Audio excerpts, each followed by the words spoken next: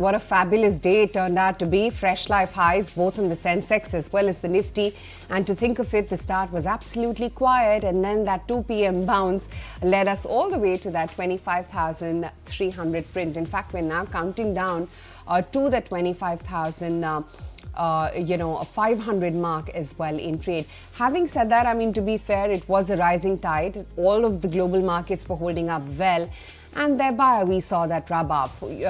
You had the US markets, which had a very, very steady handover overnight yesterday. Asia picked up on the same sentiment, as did Europe, and so did we. But the good thing is that the FIIs, they've made a very solid comeback. Even if, Nikunj, we were to go with yesterday's buy print, that clearly shows that at these elevated levels, they're finally making a comeback. So, Aisha, if you frankly ask me why the rally and what happens, let's discuss that.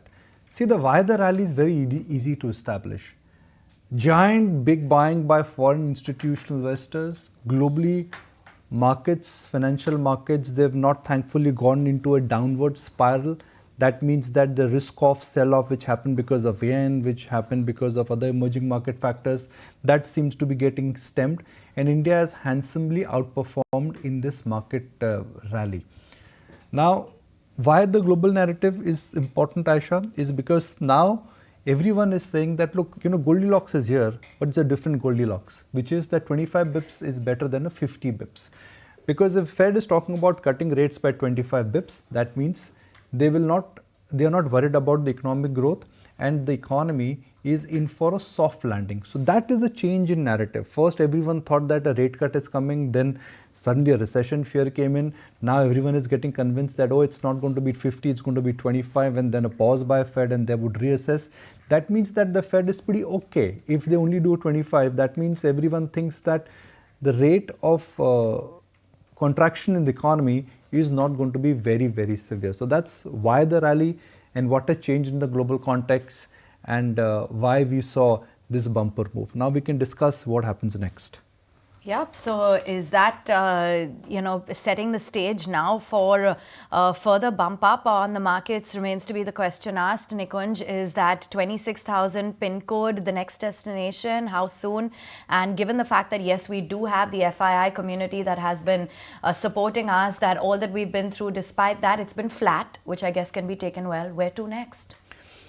If we see a follow-up buying today and a little bit on Monday, I think we are in for a giant move. It is pretty much like what we saw same time last year, September, October, where we were of the view that we would be for a happy Diwali and a Merry Christmas. I think we could be in for that last big hurrah, and that last big hurrah is not done.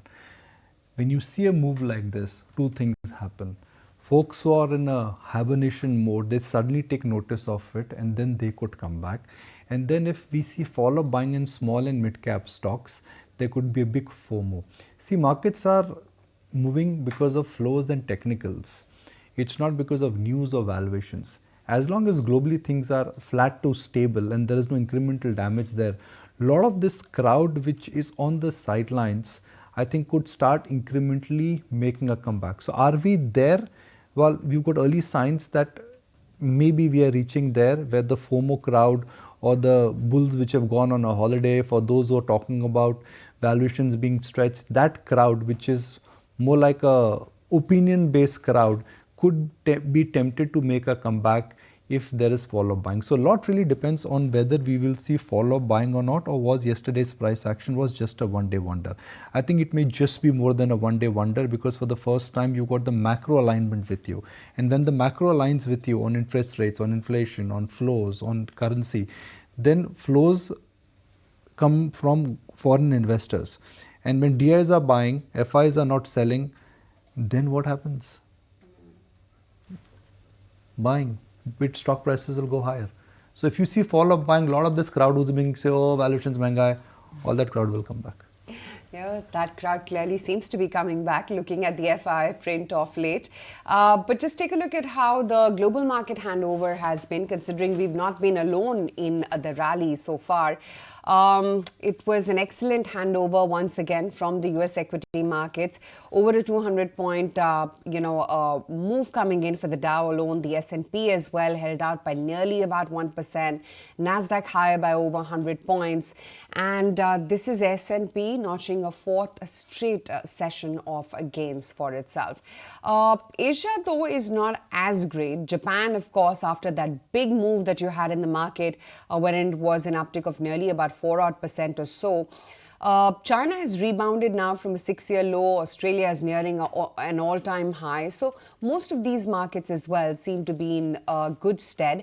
China, in fact, currently is holding up mildly in the positive. It's a 300-point move, no less, for Hong Kong as well, which is currently at 17,539 odd levels. So the pre-market rates in the US right now are a lot more tempered. But again, early days still. Let's talk about some of the data points as well this morning, and the macro data. The retail inflation here back home, that's risen to about 3.65% in the month of August, and this is from a 5-year low, that of 3.54%.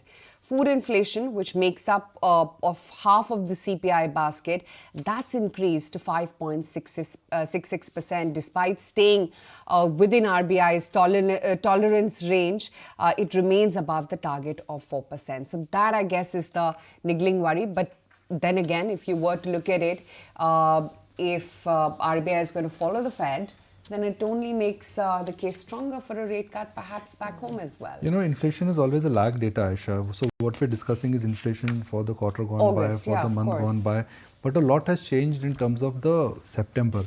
The seasonality in vegetable prices have started coming down, excepting milk and spices. Nothing has, things have started coming down. And also crude, crude is down. I mean, that is one of the reasons why stock markets have gone up. And the crack in crude has happened only in the month of September. We've not heard yet from government, but I think Prakash yesterday, my colleague, reported a story that government could consider a price cut. So if price, which is one of the most sensitive items in the crude basket, if that comes down, which it will ahead of election, seasonality has kicked in. No large crop damages have been reported in the month of September, which means the vegetable prices seasonally will come down. So I think from a market standpoint, inflation is no longer the bugbear, so to speak. That's one. Second, will RBI move? Will RBI not move? That is a judgment call. But frankly, directionally where you're headed. It's like saying that you are headed to the peak of the mountain. Always, you're coming down from the mountain. You don't know at what pace you will come back.